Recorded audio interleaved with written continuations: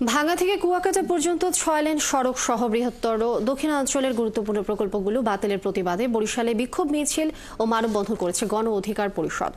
রবিবার বেলা 11:30টায় নগরীর প্রেস ক্লাবের সামনে মানববন্ধন হয়। এ সময় গণ অধিকার পরিষদের নেতারা জানান, ভাঙ্গা থেকে কুয়াকাটা পর্যন্ত 6 লেনের সড়ক ও ট্রেন লাইন বাতিল করা হয়েছে।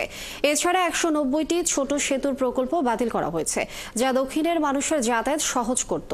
পরে প্রকল্পগুলো সরকার দ্রুত বাস্তবায়ন করে সে দাবি জানানো হয়। মানববন্ধন শেষে বের হওয়া বিক্ষোভ মিছিল সদর রোড সহ শহরের বিভিন্ন রাস্তা ঘুরে বেড়ায়।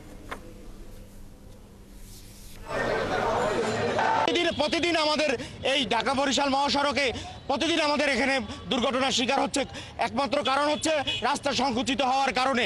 আমরা চাই অবিলম্বে প্রশস্ত রাস্তা করা হোক।